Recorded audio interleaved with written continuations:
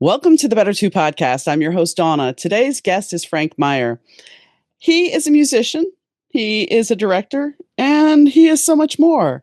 And we talk about his brother, Brecken Meyer, who you may know from Clueless. We talk about Frank Zappa and his children. We talk about Henry Winkler, the Fonz, and so much more. So tune in. Slade Lake saved her life. Now Alex Camden's the one threat he can't eliminate. Alex is a liability, classified, compromised, and alive when she shouldn't be. Slade's Navy SEAL team rescued her from a black site. His only job is to protect Alex, but she is no ordinary asset. She's a walking enigma with secrets that could start wars. They're trapped together, hunted by enemies, and betrayed by their own. The longer they run, the tension builds. But getting close to her is a mistake that could cost him the mission. Loving her could destroy them both. A thrill ride of danger, deceit, betrayal, and a passion that burns as hot as the sun.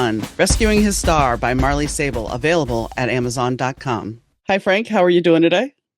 I'm doing all right. How you doing? I'm doing good. You are a busy man because, as we were discussing a minute ago, you are not only a musician, you are behind the scenes, a cameraman, a director, an actor at one point, I would think a little bit. A little bit, yeah. A little bit. And yes, you have a very colorful story of growing up, but we'll get to that later. So you had music come out, and actually somebody that is on your record that is a friend of yours, Lisa from the Bellrays. I interviewed her about 2-3 years ago for the Bellrays. So yeah, she's amazing. I've known Lisa since like the mid '90s. When my punk band, the Streetwalking Cheetahs, first started playing around LA, was around the time that the Bellrays were first starting to play. They were a Riverside band. We were from Hollywood, but there was a club called the Coconut Teaser on Sunset Boulevard.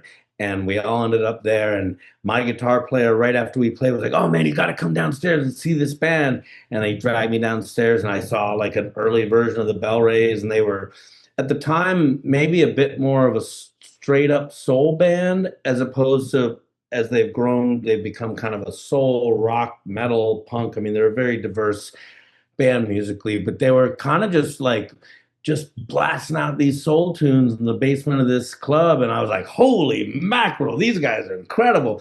And we stayed friends ever since then. And I've known Bob and Lisa forever. And they're also good people. The lucky thing is, sometimes in this business that we're all in, is like you see these great artists, and then sometimes they turn out to be like wonderful people, and you become friends with them. And that's kind of special too. Oh, it is. It's very special. And they are amazing. When their last record came out, they were getting ready to go overseas to go on tour when I sat down with them. And, it was quite the ride. And she has a phenomenal voice. So having her guest on your record is awesome. Yeah, well, so the record, Living Between the Lines, it's my first solo record, but I've spent when I say solo record, it's because I generally was leading bands, the Streetwalking Cheetahs, Trading Aces, where I'm sort of like the band leader or front man of these rock bands. But I wanted to make a record that was a little different, a little bit more, dare I say, mature, but kind of like my Tom Petty record, like my coming out as just a singer-songwriter, maybe not quite as angry and violent and gun-toting, ridiculous, revolutionary stuff as the way, as my punk bands have been. But I wanted to make like this very honest, sort of like heartfelt record. But, I'm a guy like, I grew up with a single mom, who grew me up, who raised me. And I had dads in and out of my life, but like my mom really raised me. And like the people in my life as a musician that have had real significance have been women. Cherie Currie, I was a huge Runaways fan, and Cherie Currie was like the first person to sort of discover my band and go like, "You guys are awesome," when she saw the Streetwalking Cheetahs, and she like got behind us and recorded a version of Cherry Bomb with us backing her up, Nice. which is like huge honor. And then Lisa was somebody that like we teamed up with them early on, and we just always sort of had this kind of companionship with the Bellrays. And, I just sort of want to make sure there was like this mark of these strong women on this record. But also I put Eddie Spaghetti on the record, who's a strong man. And in our song, like I made this record that is otherwise very heartfelt and emotional, but I had to be part of my roots. And like my roots is like punk rock. So I made a song where Eddie Spaghetti and I just rob a bank and, kill a bunch of cops and go on a trip to Mexico and take all the loot and just, like a Tarantino movie. Cause I was like, well, I mean, I gotta still stay true to who I am. Well, and the thing is, listening to the record, it's you say a more mature record, but because of the generation, I think you and I are very close in age. I'm not going to say for sure, but I'm pretty sure we 23, 24. I got it. Exactly, exactly. They're the maturity level. When you think mature, going back to the '80s, you think of Barry Manilow and the Carpenters and all of that. Even Bob Dylan got a little slower. Sure. This was not slow. This was not slow at all. Well, I mean, I'm a rocker, and I'm always gonna rock. Like this record to me is a little bit more, when I say mature, in that like the tempos are slower, it's a little bluesier, it's a little bit more soulful. I mean, I've done bluesy and soulful in my career, but I think for the most part, the folks who know me tend to be people that are into like punk rock and roll, hard rock, heavy metal. And in that context, I would say this is a more mature record. But like if you were to put this against Bruce Springsteen, you'd go, well, this guy's very immature. Well, I mean, like Dreaming in Stereo, that had the sax, it had the bass, and everything was kind of grooving along. But yeah, a lot of it was more rock and just in your face. Well, like a song like Dreaming in Stereo, my brain is going towards like Pink Floyd and Black Sabbath, like from some of their like slower, trippier stuff. And there was a group in the 80s and 90s, I don't know if you remember them, Masters of Reality. This guy, Chris Goss, led them, and he went on to produce like Caius and stuff. But like, I don't know, that was the template, like Cream, trippy, trippy sort of psychedelic rock, But the main thing with this is that I was just kind of trying to make like a record that sounded like my favorite records, like I love the Stones, I love Pink Floyd, I love Aerosmith, I love the Stooges, I love the Ramones, I love Judas Priest, I love Iron Maiden. I want a record that somehow in its own weird way was capturing my record collection as boiled down to like, these songs. Well, and that's, as a writer, and I had a conversation last night with another author.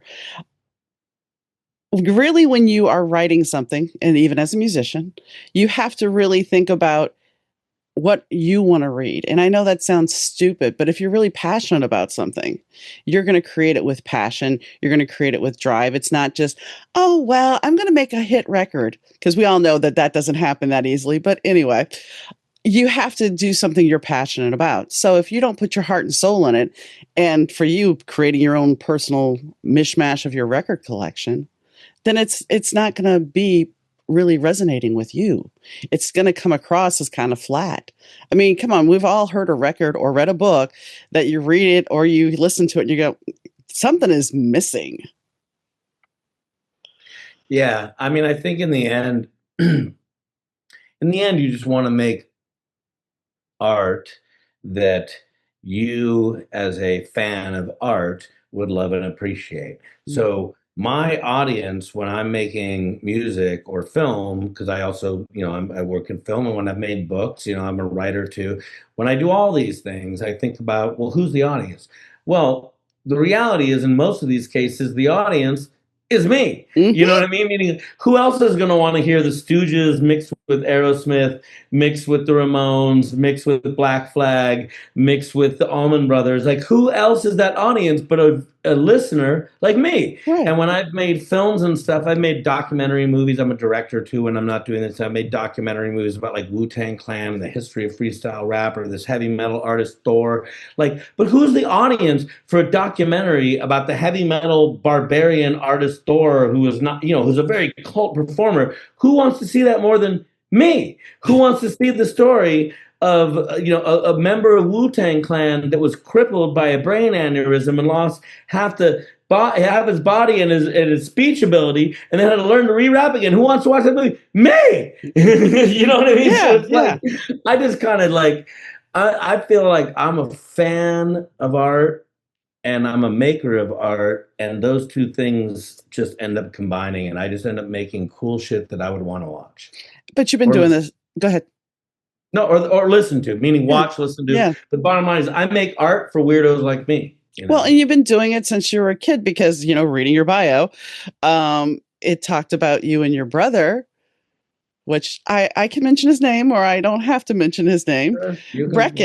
Brecken, which I was kind of like, wait a second, he's your brother, because I didn't know that much about Brecken. I've seen him around in movies in the '90s, but you guys started creating your own little bits, your own little plays and stuff when you were younger, and that kind Well, of grew into you getting. And that's another. We'll talk about the other thing in a minute, but what inspired that? Was it being just well, creative? no, I just think that my brother and I were both like weirdo creative kids. And before we ever had like an actual avenue for that, we would just like, we would write comic books and we would like take our tape recorder and like record songs or like sing along to songs.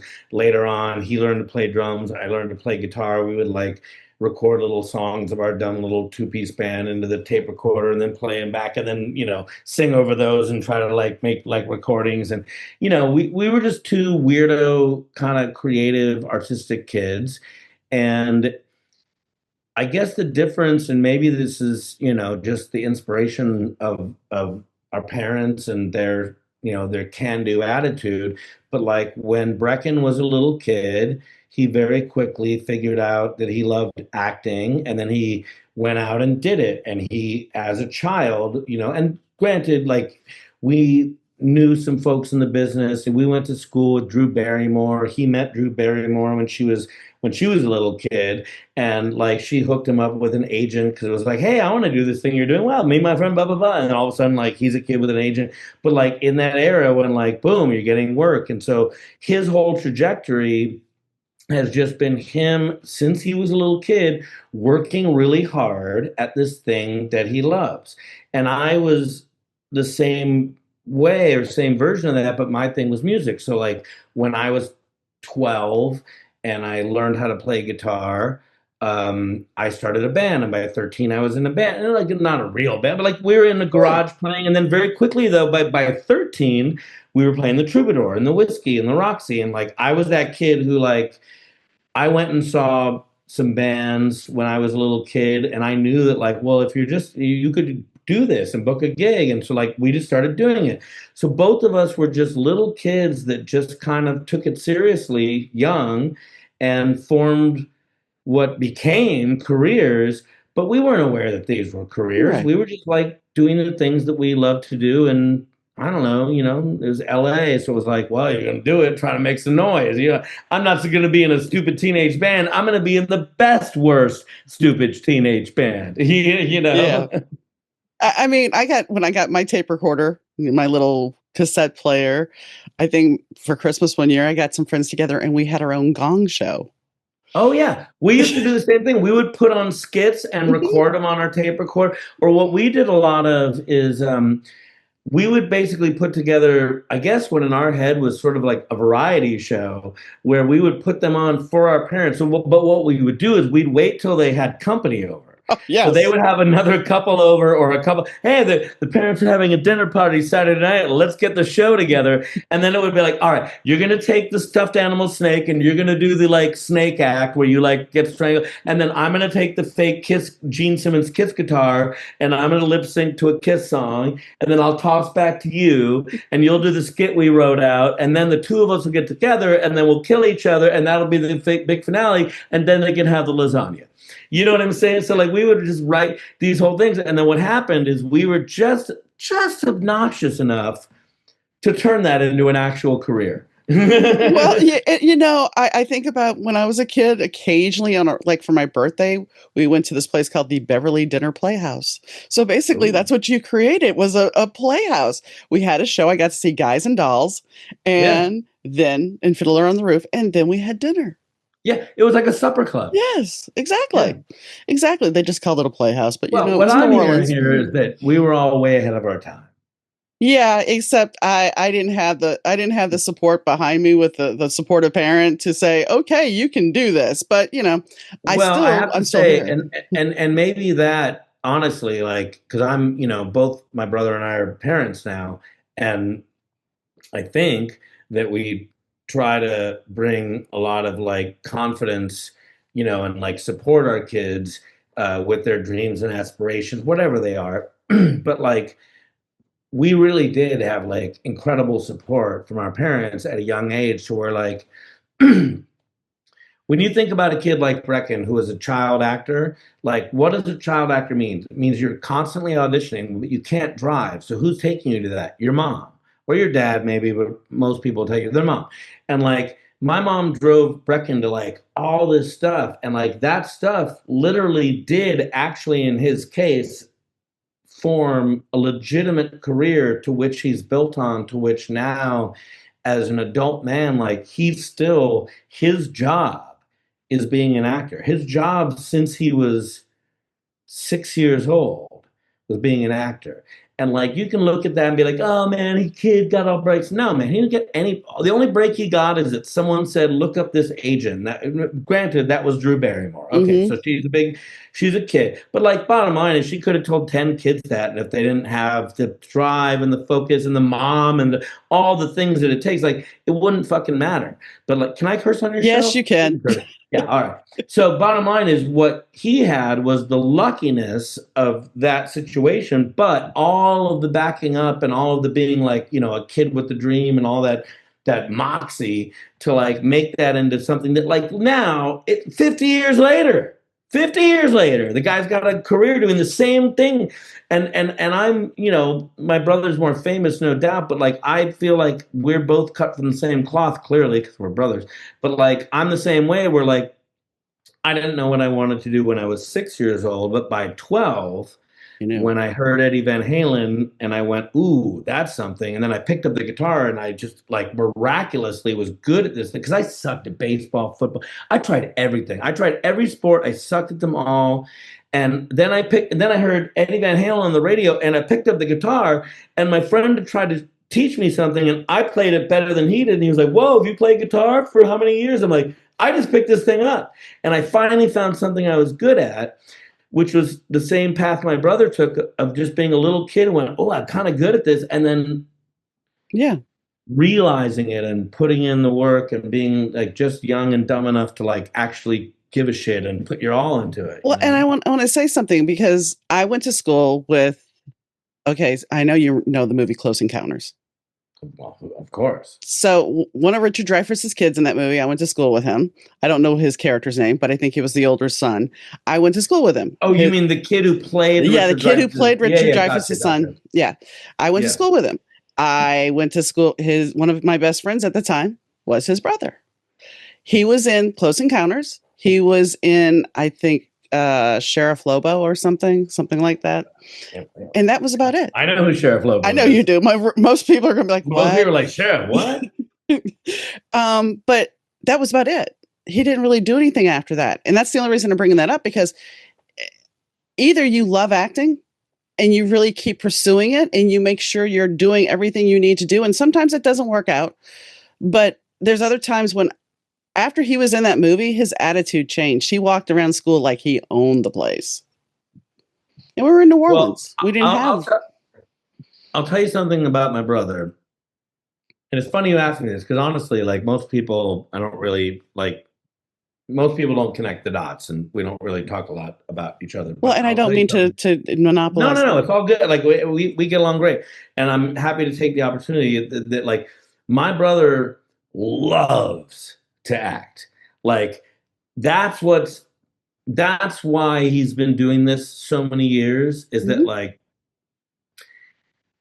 he was passionate about acting when we were little kids, putting on our dumb little plays. We used to have this green stuffed animal snake, and we'd be like, Snakey, he's trying to kill me. And he'd be, like when he was doing that, he was believable. He was good at pretending Snakey was going to kill him. All these years later, he's still really good at that thing that he loved, that he loved when he was a kid, and now he's an adult, and he still loves it, and he's still passionate about it. And like most of our texts, not most, but I mean, like when we're not talking about sort of family stuff, when we're just texting each other as like two bros, it's usually like, man, did you see one battle after another? Dude, Sean Penn in that? Oh my God. Like we're literally gushing as like film nerds about acting. Cause when I'm not doing music, I'm a director and I do film too.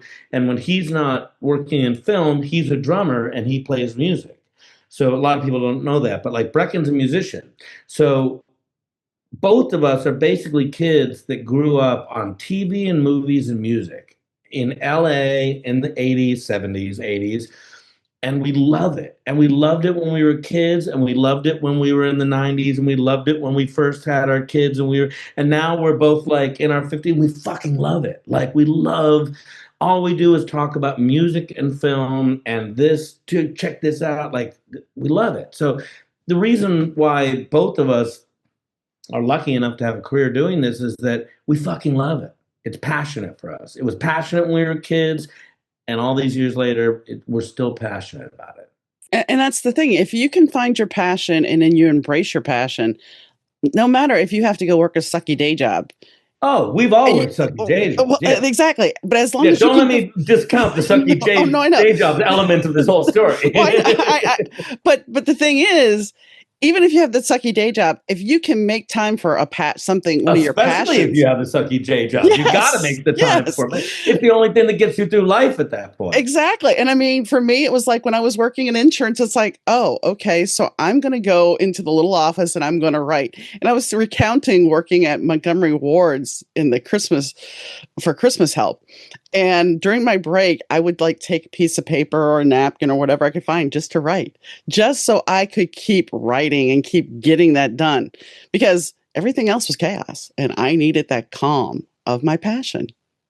Yeah, I mean, those are the greatest moments ever. I mean, I've spent so much of my career, waiting for those creative moments where you're just in the shit, you're stuck at your day job, and you're just looking for like a way out, and then like something, and then boom, you write a song, you write a poem. Mm-hmm. I'll tell you a funny anecdote. So, one of my biggest influences is Iggy Pop and the Stooges. And James Williamson, the guitarist of Iggy and the Stooges, was a huge inspiration. My band, the Streetwalking Cheetahs, is named after a line in Search and Destroy by Iggy and the Stooges. So like my whole career has sort of on some level been tied to like, this is this guy, this musician, filmmaker, he fucking loves the Stooges, right? So then I get a call from James Williamson from the Stooges to come sing at a gig. He was doing an all-star gig and he wanted some singers and blah, blah, blah, and I get the call. And we become friends. And then a year after I did this gig where I got to sing with my hero, which was already like, if the story had ended there, like, well, my hero called me up, I got to sing some songs, get a big performance. Lisa from the Bellrays was there. I mean, nice. Jello Biafra's, this big all-star thing. That would have been great. Then a year later, he calls me up and he goes, Frank, the Stooges are breaking up. Iggy's going to go back to being solo, but I still want to do some rocking. You want to write some songs? I'm looking for a singer, and I like the way that you sang, and you were easy to work with. And I'm looking at my phone. I'm like, oh, fuck, who's pranking me? But it turns out, so we end up starting to write songs. We're doing this stuff, and all of a sudden, we're like forming a real songwriting partnership. And all, we're doing this thing, and we're anyways. I honestly forgot your original question because you were just saying an anecdote about finding your passion, even though you're working a sucky job. And here you are talking about working with your hero. Yeah, but going back to your point, sorry, I got lost there. But I'm working at the sucky job, and then all of a sudden, I'm working with James Williamson, and he's sending me these great pieces of music, and he's asking me to write tunes. But what am I writing tunes about? my sucky job. Job. You know what I mean? Like, meaning Yes. I'm getting these great opportunities to write these songs, but what am I going back to? The struggle in life, Hmm. the working for the shitty job, the working for the shitty boss. I was working this corporate gig at the time, and it was just like everything just sort of fucking sucked. But then all of a sudden, I'm given this shining light to like do something with that. And what do? I tap back to the struggle and the sucky job. That's what life is. Life is an abundance of sucky jobs until you can do something with that and make greatness or get the fuck out. Yeah. I mean, when I went through my chemo this summer, the best thing that I could do was write and tape the podcast until I just couldn't tape the podcast anymore. But I had some great conversations this summer, and that's what kept me going So I because didn't know that about you. How long have you been out of the chemo I ended situation? chemo at the end of July. Well, So congratulations to you. thank you. That's Yes, that's what great. this is not me imitating Lori Petty from Well, Tank I don't Girl. know. I Whatever. I know. don't judge. No, I mean, people. some people are like, did you do it for a wig? I'm like, no. I do have a wig. I wore, I think, twice on the podcast, and I was just like, screw it. Oh wait, hold on. I'm sorry to. I just Oh, remember what my original thought was 5 minutes okay, ago, that's which fine. was when we were. So I'm working with James Williamson on this record, and this is just the thing you were talking about. Hmm. Where so I'm on the 101 freeway, right, and I'm going into downtown. I lived in Long Beach at the time, and working in Hollywood. Every day my drive's like 90 minutes. You know what I mean? Like the worst. And you're just in LA. Like a lot of times in the morning, the sky is just brown. It's just like shitty brown and gray, fucking like a soot of like, carbon monoxide down. Hmm. And and I'm just sitting there kind of just like, oh my God, just get me to this gig and just kill me right now. And this pink heart-shaped balloon comes slowly floating across the sky. And I've got just enough time sitting there. I'm like, what the fuck is that? It's a pink balloon. And it was shaped like a heart. And my thought, I just went like, wow, pink hearts across the sky. And because I was writing a record with James and in this mind of like, grab these cool, Hmm. creative ideas, I went, pink hearts across the sky, pink hearts across the sky. That's something right there. And I got off the freeway and I pulled over and I typed in my pink hearts across the sky, and then I started writing. And that song, the reason why the record with me and James is called James Williamson and the Pink Hearts, is based on that song. And that song became the lead song off the record, Pink Hearts Across the Sky. And all that shit was just totally spontaneous, but it was informed kind of like by the moment and by this context of like, man, I'm working with James Williamson. I got to really get my creative cap on. So, anyways, when you were mentioning before, that was No, one of the I things. mean, and I'm glad you shared that because that's a beautiful story. And when you think about it, it's like for some reason when you were talking about the sky in LA being brown, all I could think Yeah. of is how Randy Newman, I Love LA, that song, how it's all bubbly and bright. And then all the lyrics are just like, it sucks, it sucks. Yeah, yeah, Yeah. yeah. Well, listen, LA is a city of contradictions. I've been there once. Was back in 2003, and I had a good time, but it was only for a week. I do want to talk to you. Something else that was kind of interesting. So you were doing music at Frank Zappa's house with Dweezil and Ahmet.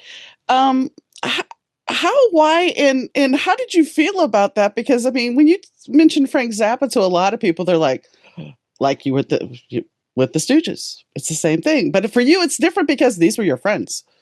So how did that all come about? And was it kind of weird for you as a No, musician? it wasn't weird because, well, for one thing, really wasn't even a musician yet. I was a kid. Um, But you had your Amit, band started, right? I Not mean, quite. no, I mean, well, yes and no. My relationship with the Zappas go predate me playing guitar. Okay. I've known Amit and Moon since second grade, and I've known Diva since she was born, and I've known Dweezil since about sixth grade. But basically, we went to the same summer camp and the same grade school, kindergarten, junior high, and high school together. Okay. So we lived right down the street from each other. So they were essentially family friends in the sense that like there was always a Zappa around in our house, whether it was Ahmed or Dweezil or whatever. Um, and so none of that was weird or anything at the time because basically they were our friends Hmm. and they were all so like us, like these weird creative kids, and they were like making music and making videos and just being weirdo creative kids. And we didn't when we first met them, I don't think I mean I think the song Valley I Girl was gonna was say, yeah, Valley Valley Girl was Girl. probably, well, we grew up in the Valley during that time. So Valley Girl came out, and that was probably the first awareness I had of Frank Zappa. But I was a little kid back then, but I didn't know who he was until that song came out. But that song was sang by his daughter, Moon, and Moon I already knew. So, like, all of a sudden, I mean, I guess in retrospect, it was weird that, like, this kid I went to school with was suddenly like on this number one song with her dad with the weird mustache, but like I didn't really know much about Frank Zappa. And then we got to know them more as a family before we knew sort of their celebrity, aspect. Amit, when we were little kids one time, told me like, "Oh man, you like guitar. You and Dweezil, you're always playing guitar. You like Eddie Van Halen. My dad's a better guitar player than Eddie Van Halen." I was like, "What, man? You're out of your mind." And he gave me a cassette of "You Are What You Is" by Frank Zappa, and he said, "Go listen to this." And I went home, and I was maybe 12 or 13. I was just old enough to kind of like process it, and I popped it in. And I was like, "Whoa." Holy mackerel, his dad is really dope. And then I started listening to Zappa on my own, like Joe's Garage and Chic Your Booty and all these great Zappa records. And then it kind of started dawning on me that like my friend's dad was like this epic musician guitar player. And I knew Frank and Gail like my whole life. Like Right. I could tell you tons of Frank Zappa stories from being a little kid and just hanging out with Frank Zappa because he was my friend's dad.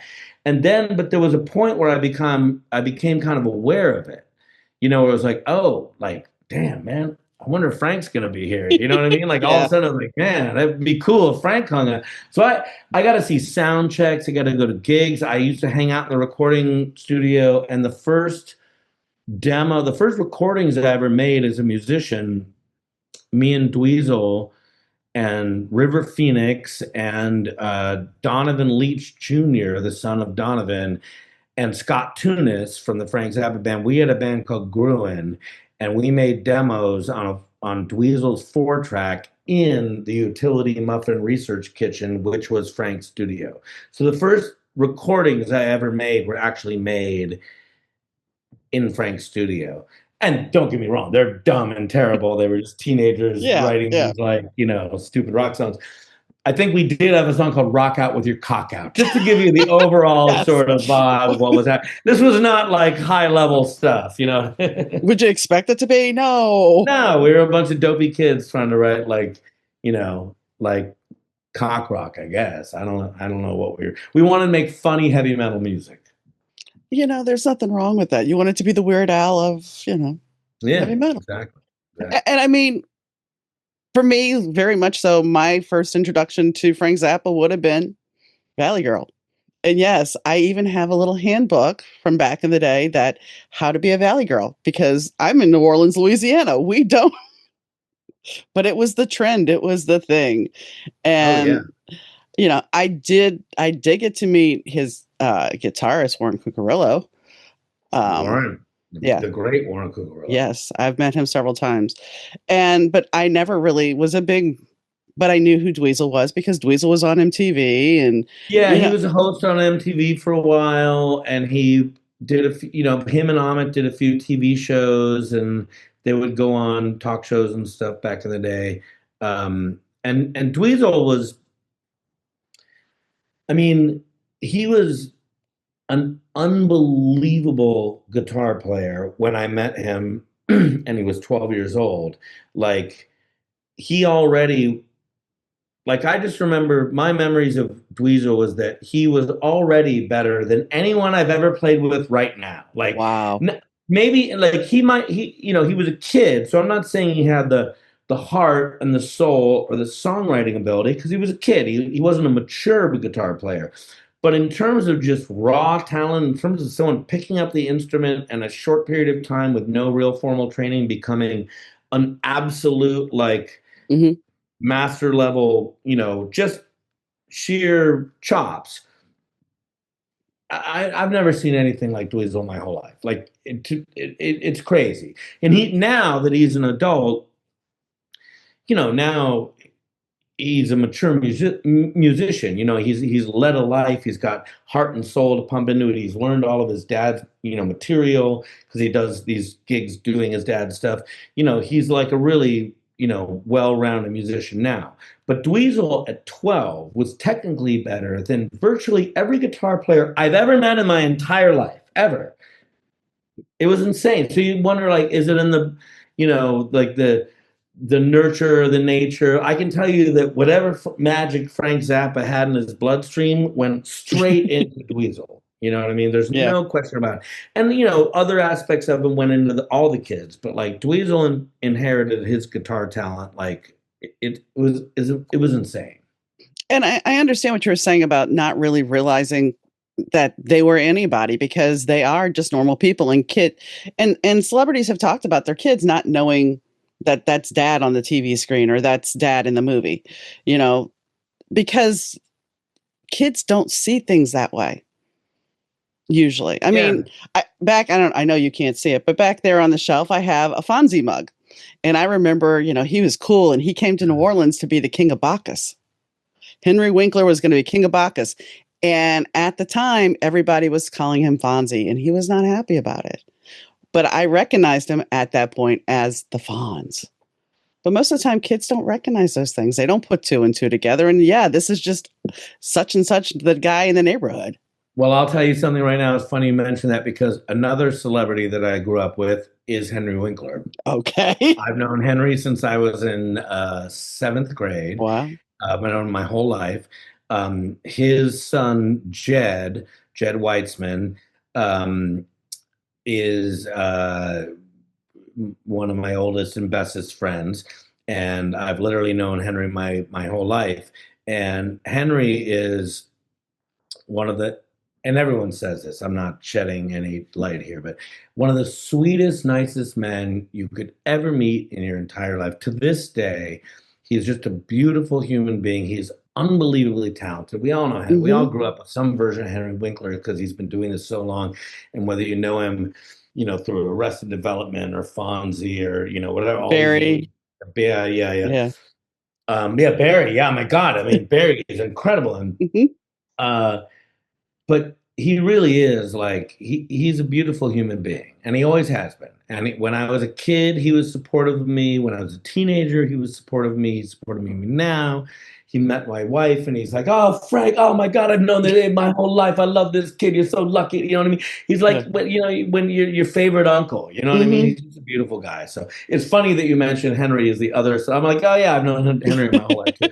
I basically grew up with Frank Zappa and Henry Winkler over, these were my sort of the cool adults in my life. That, when it comes to cool adults, that's pretty damn cool. Yeah, well, and again, that's why, my brother Brecken, he's been doing this a long time, but like we grew up with like kind of awesome, inspirations in our lives where like these people were celebrities, but they were also really genuinely nice, caring, loving people with like who had a strong family and great kids. And you know what I mean? So it was Hmm. like this idea that you could be an artist or have a life in show business didn't have to mean that you were like this asshole. You know what I mean? Because Yeah. we Yeah. saw these very like positive figures in our life where like the Zappa clan was very tight. Like they were, for all their wild, they were a very, very, very tight family. The Henry Winkler, Howard Weitzman, he was the Hmm. the other father figure in that clan. That unit was very, very tight. Those kids were tight. It was a tight knit family. So we had great influences in terms of like families that were involved in the arts, and show business and kids that were involved um, in the arts and show businesses who weren't assholes and who weren't addicted to cocaine and who weren't fuck ups. You know what I mean? And that was like, that's why my brother has had a whole life in this business, and why, I've had a whole life in this business is like, we kind of get it and we're not easily swayed by all the bullshit. Well, see, and that's the thing. I mean, yes, I write rock star romance and Hollywood type based stuff. And yes, there's a lot of drama and everything else, but that's because I'm trying to write a dramatic book. But yeah, you got to live the life. Yeah, I mean, the thing is, it's like, it's nice to hear stories that people can be real and they don't have to get caught up in the fame and the ego. And that, and I've always taught, when I've hung out with bands and stuff, it's been like, hey, they're real people. They're just real people that, I was talking to I was on a podcast. Yeah, by the way, not all of them. There's a bunch of assholes. Oh, I know. Trust me. I can tell you some stories, but yeah. But I mean, I was on a podcast and we were talking about meeting a band, and the girl who's interviewing me, she's like, oh, they just must want to hear how much you love their music. I'm like, not really. Not really at all. They really would rather talk about just anything but their music. Almost anything else. Yes. Yeah. And she could not grasp that. And I'm just like, how do you not understand that? And I think that's the thing. Most fans think you want me to tell you about what I love about your music. I want to talk about Evil Dead all night. Like, I mean, I just want to talk about horror movies and dumb shit. My late husband would have loved you because he loved Evil Dead. He loved the Evil Dead movies. He loved Bruce Campbell. Yeah, that was his I'm all jam. about Bruce Campbell, John Carpenter. Like, I do rock and roll for a living. Like, if you really want to hang out with me, we might talk about rock and roll. Of course, I love rock and roll, but really, I just want to talk about like horror movies and Reanimator and, just like dumb shit. Well, I do have a horror question for you, but it's not really about, well, it is about movies, but it's not, and it's about music, but it's not. You said horror question. We're good. Wherever you go with this, okay. Well, what do you think about AI? I'm in terms of creativity, I'm not a fan. I don't like the idea of like using AI to replace like shooting a scene or even having post effects artists create it in CGI, because you still have a human being kind of creating it versus just being like automatically created. So I'm not really a fan of AI in that respect. I will say, because I do a lot of production, I've used AI for like things like EQing audio and post, where like, for instance, let's say, because I do, when I'm not making music, I do a lot of film work and a lot of TV and digital stuff. So a typical gig might be like, I take a film crew out to some event and shoot like a behind the scenes thing or sort of a documentary type thing where we're interviewing people. Some of them are indoors, some of them are outdoors. We're shooting some concert footage, we're shooting some behind the scenes stuff. There's different audio sources. So when I cut my piece, because I edit these things too, and I cut my final piece of this, I've got audio sources that are just all from these different environments. And in the old days, I would have to myself sit there and EQ and tweak every little moment to sort of make sure you're getting like a good audio experience. Or I would hire someone to do that and spend hundreds or thousands of dollars to, or maybe spend someone else's money, depending on what role I have in this thing. But like, someone's got to spend the money, if you're not going to do it yourself, to like pay someone to do that. Well, now you can just drop that shit into a folder and it spits it out and everything is fucking perfect. Well, I mean, how am I not going to ride with that? I mean, literally, it saves me budget. It puts money in my pocket, or it saves me hours and hours of bullshit that I'm not getting paid on, or I am getting paid on, or whatever. So I just go like, man, if you can take that busy work off my plate, I'm all about. And by the way, and it does it wonderfully. It's not even like a shitty job. Like, it's so fucking good. You're just like, God, I would have spent 5 G's on getting someone to make it sound this good, and I just dropped it, pressed enter, and it just spit it out, and I'm like, God, I mean, so that's where I go like, well, how can I not embrace some aspects of AI, Well, and that's the thing. Some aspects of it are good, but most of them that we're seeing are not. That's Well, again, I think when you leave AI in the space of being creative and you're just giving it these rough, like make a thing with this guy doing this thing, like put it this way.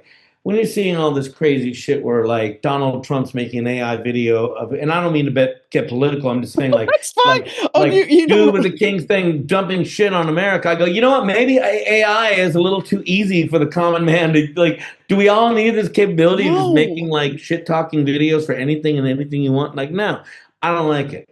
But if you're telling me like, could it, save me some time and busy work? I go, yeah, okay. So I don't know. I don't know if that makes me Well, where that puts me on the fence, but that's my take on it. If you the, can help me and save me money in ways that doesn't replace the creative parts of my brain and doesn't get any of my friends fired, then I'm all for it. But when it starts replacing people, and you could make the argument that like, well, didn't you just like save $2,000 by not hiring an audio engineer? I go, well, yeah, okay, yes, you're correct. However, I didn't have $2,000. So right, like meaning I as an independent artist making this, I don't have that. And right. so now what you're talking about is me spending 2 weeks of my life on a job I could go click. Well, maybe at that point I'm willing to embrace elements of the technology, but not like become beholden to it and like turn myself over to like, well, rather than think of a cool idea, I'll just put in tag words and let AI think of a good idea. Fuck that. And I don't like, and I got to tell you this now that we've gone down No, this that's path, okay. it really, That's okay. but like, I don't like bands doing AI music videos. No, I no. don't like it. They always look like shit. They always look stupid. And it looks like a bigger budget than I know you possibly could have afforded. I also know that if you just hired a weird indie filmmaker for like $200 that day, he would have somehow made you something cooler and more interesting than this grandiose bullshit AI video. So like when it comes to indie filmmakers, indie artists, indie musicians, I'm totally against AI, but I also don't want to be dumb about it and be like, well, look, if there's ways that you can make your life easier, then yeah, embrace the technology, of course, And the other caveat to this is like the stupid video you were mentioning. We have these data centers going in, and they're gonna hog up electricity. They're gonna use water, and you're not gonna be able to use the water again. And they're bad for air pollution. For what? To make some stupid slop? That's when I have problems. But if you can do something, and I watched this documentary about AI, about the three different types of AI, and how some want us to have this AI that is smarter than humans, which is just wrong. No, I don't want Um, that. I've seen the Terminator. I don't, yeah, exactly. I'm like, War Games, Terminator, hello. yeah, We watched I've all seen this all shit. the sci-fi movies. I know this Yes. doesn't end well. By the way, for humanity, this doesn't end well. There's no movie where this ends well for us. No. It's like, shall we play a game? No, I don't want to play this fucking game. Just stop. Yeah, But, yeah. you know, if you want to use it for finding cancer cells, but they've even said that doctors using it, it comes to be a problem because it dumbs them down. You watching a lot using AI for some things will end up making your brain less adaptable to doing what you need to do. But plugging something in, I will give you the benefit. I understand that because I do all my stuff myself. So I have to go into Yeah, Canva and I have to make all my Yeah. marketing. I have to edit my podcast. I do that. And if the audio sounds like shit, then you've got to sit there and mess with the Well, EQ and like, if the audio sounds like shit, I still he used to do my audio all the time. I do have a sound engineer.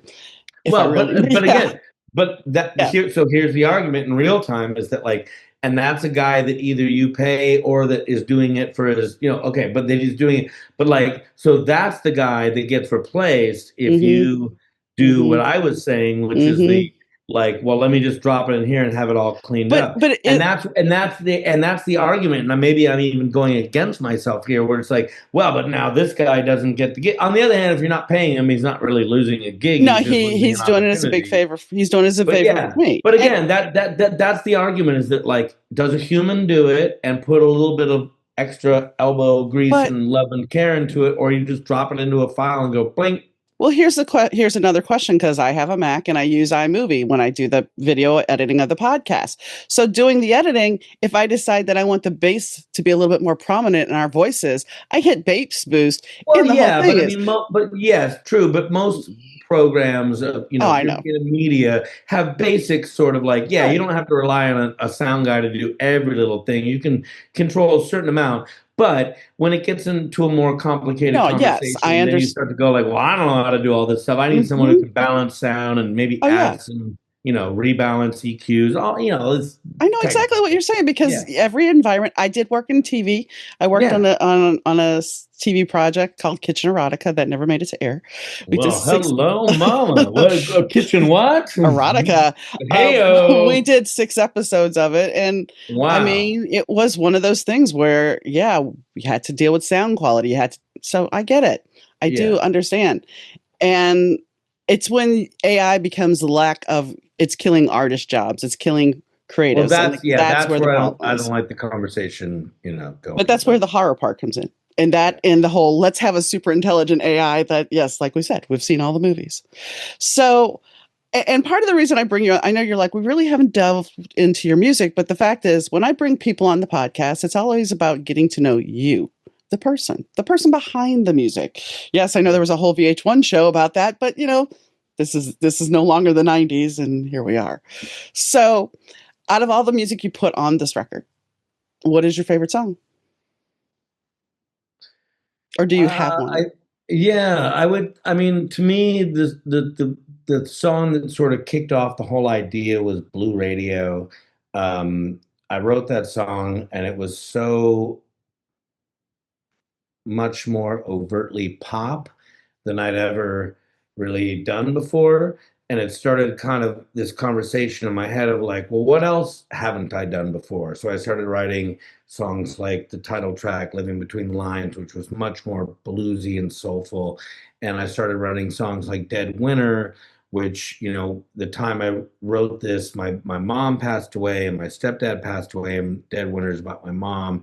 And I was really kind of like going trying to tap into these very like heavy things that were going on in my life, which to some extent, I mean, I've always been an honest writer, but most of my bands have like been punk and metal bands like the Streetwalking Cheetahs. We write a lot of songs that are just like fuck shit up, get wasted, fuck shit up, it's like these sort of hedonistic songs. Hmm. But I started having this really heavy stuff going on in my life and I started writing about it. And I kind of didn't know what to do with it because it didn't feel as raw and as rockin' as maybe some of the stuff I was doing in my punk rock songwriting space. And then I wrote Blue Radio, and it was just so.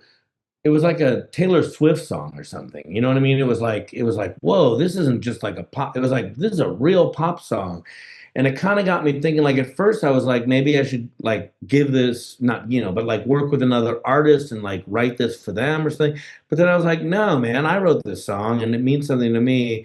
And I started writing more songs, not necessarily in that pop direction, but just write more songs like like areas that I hadn't gone into before that were like more honest or more just like leaning into what the song wanted instead of maybe like what my band sounded like. And I built up this collection of songs, and Baby Dynamite was another song I wrote that about my daughter. And it was just this very like power pop kind of bright, happy song about like positive thing. I don't write a lot of positive songs. Most of my songs are about like murder and sex and killing and rebellion and burning the city down. And just I write a lot of like hedonistic sort of fun You fuck mean you not songs. family friendly? Yeah, I'm a Motorhead guy, so I write a lot of songs inspired by Ace that. of But Spades.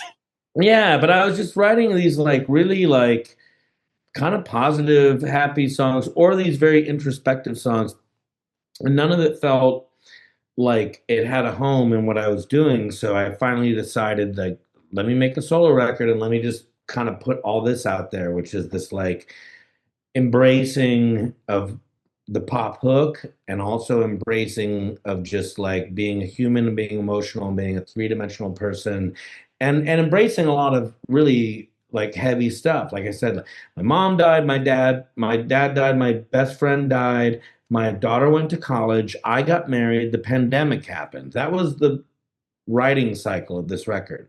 So it's a very Yeah. Heavy. heavy, getting baggage off my shoulders kind of record. And I don't mean heavy like it's there's a lot of like, these songs are bright and fun, but lyrically it's a very like Well, come on, record. look at Morrissey. My girlfriend's in a coma.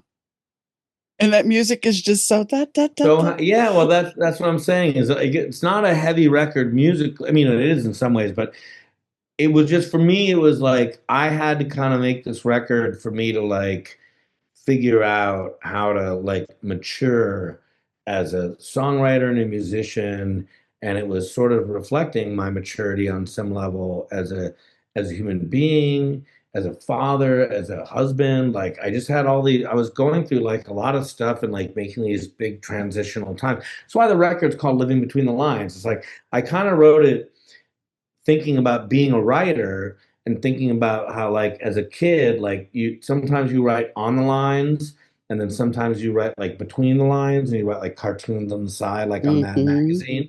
And then I started thinking about that as like your life and the way that like sometimes you follow the rules and you have this linear progression, and sometimes you're like, man, I'm gonna go left, I'm gonna go right, like you're just like bobbing and weaving.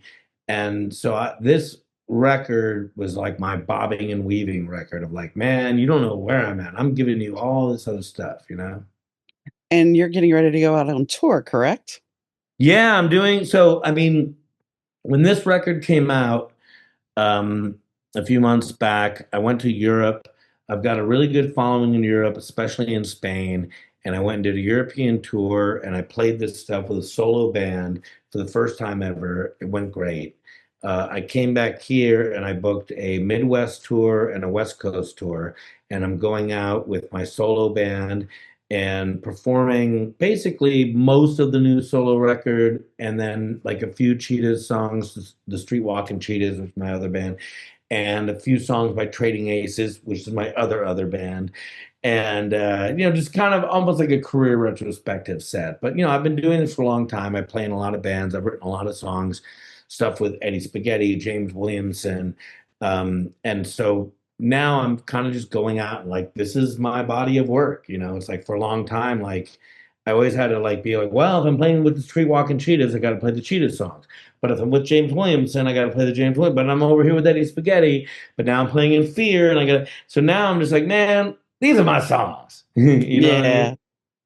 Yeah. So after the tour, what are your plans? After the tour, what's on the is there more music coming? Is there more tour Man, dates? Is there holy mackerel. more So creative projects? so much more. So November and December, I tour the United States doing my Frank Meyer band tour for Living Between the Lines.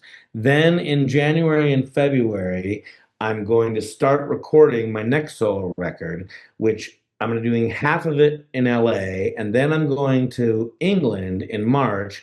I'm playing the Hard Rock Hell Festival, doing a UK tour, and then recording with Dave Draper, the Wild Hearts producer, and Michael Monroe's producer. And I'm recording half the record with him, and then he's going to mix the whole thing. So I'm basically edging towards making my next solo record, which will be half in the States and half in the UK. Meanwhile, the Cheetahs, the Street Walking Cheetahs, have already recorded a new album in LA that will be out next year. Meanwhile, my European band, Trading Aces, have already recorded just over the last few months a new studio record that'll be out next year. So next year, my plan is new Trading Aces record and a tour, new Street Walking Cheetahs record and a tour, new Frank Meyer record and multiple tours. And it's all, the Cheetahs are essentially kind of punk rock and roll. Trading Aces is sort of like Guns N' Roses, AC/DC, LA Guns, like cock rock. And then my solo stuff's more like Tom Petty, Stevie Ray Vaughan, kind of bluesy, poppy rock and roll. So yeah, man, songs. Basically, I'm hoping the best 30 songs that I ever wrote are all coming out next year. That's pretty awesome. That is pretty awesome. So you definitely have your plate full. Are you Hell yeah, I do. I do have this question. Are you concerned about going overseas and coming back with That's a really interesting question. I've already been overseas twice this year, and I have not had any issues with all the stuff going on in the United States.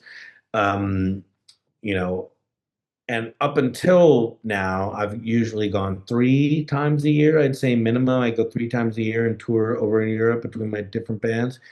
I am a little concerned with how it's all going. I'm hoping that it doesn't hit me, but on the other hand, this is how I make my living, so I'm just kind of got to do it. Like, I mean, the way that I'm able to be a musician in 2025 is I play in like 6 bands simultaneously. So I've yeah. got like 3 bands that I'm the leader of and 3 bands where I'm a hired gun guitar player. And I just tour and tour and tour and tour. And for the most part, going to Europe hasn't been an issue. But now the way everything's going in the United States, fuck. I mean, I hope not. Well, even that It hasn't been a problem so far, but you also have to now deal with the digital ID situation over in the EU that, you have to turn over your biometrics. I think that started last week. yeah, yeah. Well, I mean, You only live once. I mean, or I do don't know you? what to tell you. I know. You know what I'm saying? Like, I know. I don't know what to do. All I know is You got to keep going. I hope that my digital record is clean enough that I can keep going between Europe and the United States because I love Europe and I love Spain. And I'm quite frankly, I've been all over the world. Like I don't want to not be able to travel around the world as an American because our current administration has this immigration policy. And without getting all political about it, like I hope that is not a problem. Um, and when it is, I'll deal with it. Well, see, and you're not the only person I've posed this to. When EMF was coming over here and Bluey Some, or Neville from Bluey Some, I talked to them about the same question because they're immigrating over here to do work. So it's one of those things where it can go either way. So it's Well, not just fuck it's that, because you're man. here. All I gotta say is I don't like this overall anti-immigration attitude. So No. a lot of my friends are immigrants. A lot of what makes this country great and strong is immigrants. I live in Southern California, which is a heavily Latino influenced Hmm. community. And I love my Latino brothers and sisters. So like it bums me out that like they're facing all this like terror. So like I don't like this at all. So No, I and don't want to. and the true statement is, if you actually looked at most of our genealogy in this country, we're not from here. We're My from somewhere parents are else. all immigrants from Europe, you So are know. mine. So Yeah, are so mine. you know, I don't think that anyone uh thought that things were going to go in this direction, but here we are. So I just, I give my full support to all my immigrant friends and all my LBGTQ friends. So So you kick off the tour. Is it Halloween you're kicking off the tour? Halloween in Dayton, Ohio at Blind Bob's, baby. It's gonna be going off. Are you dressing up? I'm hoping to bring my Magnum PI Hawaiian shirt and shave this down on mustache. And I'm gonna try to dress as Magnum PI for Halloween, but I can't guarantee it because that also means because I'm on tour for 2 weeks, so like I have to bring that Magnum. I better wear that goddamn Magnum shirt if I'm gonna bring it on tour. You know what I'm Well, what saying? about being oh gosh, his name escapes me, the artist, Bob. See? What, The artist, the Bob. He's a painter. Why can't oh, I yeah. The painting guy. Yes, Yes, you know what I'm talking about. but I don't have that kind of fro. I mean, I did when But I was a but teenager, but but like, here's the thing. Magnum kind of had a fro. I kind of. But honestly, he wore a Detroit cap most of the time. Which, by the way, I have the Hawaiian T-shirt and the Detroit cap. I mean, Okay. I'm very Okay. close to the full Magnum.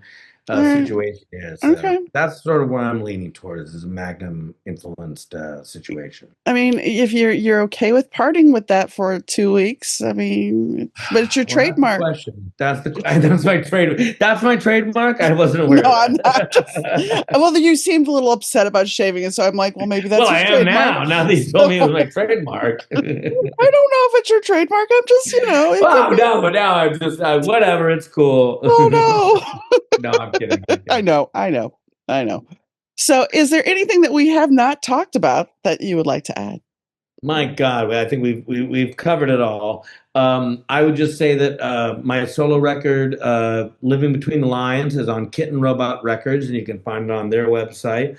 And the Street Walking Cheetahs and Training Aces, all my bands, we're all on the internets, we're all on the social medias. You can find us. You don't need me to rattle off all the info. Just figure it out. I trust the audience will find the music, And I'll put or some not, link. I'll put some or links in the not. Maybe they bio. don't care. That's fine too. I actually have the steadiest audience I have is from Germany, so I have a little German. Germany. Yes. Well, I don't know about Germany. They're pretty outrageous. No, of course. My German friends, I love my German friends, for crying out loud. Holy mackerel. In fact, I might like my German friends more than any of these other. Never Oh. mind. I don't want to go political, but Well, I'm I just saying think the rest of you could learn from them, but they could learn from you. Whatever. Let's not get into specifics. I thank you, Frank, for coming on. Thank you for having me. Appreciate it. Come Out to the Shadows is D.M. Needham's latest novella. World-famous singer Grace Fillmore catches the attention of many admirers. However, one individual will go to extreme measures to possess her. With the stalker situation intensifying, Grace's record label enlists bodyguard Dylan Roberts for her protection. As Dylan takes on the role of safeguarding Grace, she notices something she desires, but so does Dylan. Can Dylan stop the threat, or will their attraction become a distraction that jeopardizes everything? Come Out of the Shadows is available on Amazon.com. Frank was a fun interview. There was a lot of energy, and some of the stories, it's kind of amusing because, really, like I said in the interview, you don't really think about when you're around an actor or a musician, you don't really think about them as, oh my gosh, that's them. And I think being more grounded when you're around somebody, especially growing up, you're not gonna have that whole thing of, oh my gosh, do you know who I'm friends with? You're not gonna think about that. I remember, so I mentioned Sean, who was the kid who played Richard Dreyfuss's son in Close Encounters. And, when he disappeared from school for a bit and he came back and his brother's like, yeah, he did this movie. And so when I went to the theater and saw it, I was like, wow. Cause yeah, I wanted to act. I didn't say that on camera before, but that was something I wanted to do. So it was like, wow. But it kind of went to his head a little bit. He didn't want to talk to anybody. It was like, go away, kid. You're bothering me. Cause he was older than me. And that's okay because he pursued what he wanted to do for a while. And from what I understand, he quit doing it. And if it's your passion, we've talked about being passionate about something, about doing something creative many a times on the show. And it's like you have to really embrace that passion. And if you embrace it, you're going to know because it's something that lights you up. Like today, I'm going to be honest, I've had a couple of days where things have just been heavy. I released a book. It's doing okay. And I got in my own way because it's not doing what I want it to do. Things don't feel like they're moving. And yes, there's a lot of stress going on in the world. So I'm really down and, I'm like, should I keep doing the podcast? Do I want to keep doing the podcast? And yes, I'm being frank and honest with you guys. But when I talk to a guest and talking to Frank, it's like one of those things that you realize why you do it. It's not so much about the accolades. It's not so much about the money. It's about that exchange, that conversation, the laughs, the joy. And that's what happened when I was going through chemo. It was still the joy coming along of, look, here you are, you're going through this, you need something to brighten your day, and here it is. Something that's going to bring you joy, something that's going to bring you happiness. And you have to embrace that. You have to embrace what makes you feel good, especially with everything that's going on in the world. When everything seems hopeless, you have to find something that's going to make you happy. Going back to the book thing, I'm happy about the book thing. I've gotten some reviews that were great and it makes me feel good. But then there's still the question of, does anybody see me? And I think that's what all of us deal with, especially in the age of social media. We're fighting an algorithm. Well, is the algorithm anything more than AI though? Who decides what gets seen? And so you're fighting against this, and it makes you feel like, well, is this worth it? Am I really doing what I need to do? And having it reinforced with people reading the book, or people, listening to the podcast, or even having this great conversation. Those things make you realize that, yeah, it's worth it. And you have to keep going. You can't stop. You need to keep going.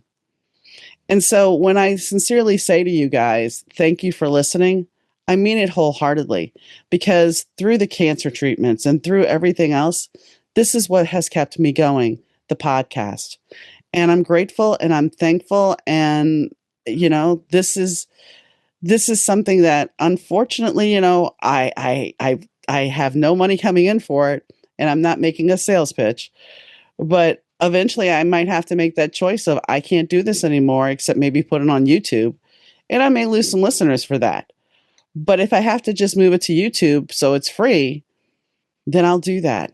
And it may just be on Spotify, which I don't really want to do. But at a certain point, I may not be able to continue because of financial situations. But that is an unfortunate thing. But will I still do the conversations and still put it on YouTube and still find a way to keep going? Yeah, because it's part of what I do. It's part of my passion. And that was the whole point. Not so much, like I said, pitching for dollars. It's about talking about what makes you passionate. And if this is something that resonates with you, listening, or even just you trying to figure out what that passion is for you, do it, because it's going to make you happy. So on that note, I'd like to thank Fast Susie for the intro and outro music. I'd like to thank Frank for his delightful stories and a wonderful appearance. And as I said earlier, I like to thank you for tuning in, because whether it's morning, noon, or night, whenever you listen, well, I thank you for it, because you keep me going, whether you realize it or not. And considering the year the way this has been, I've needed that. So thank you guys. And guess what? I'll catch you next time. Bye.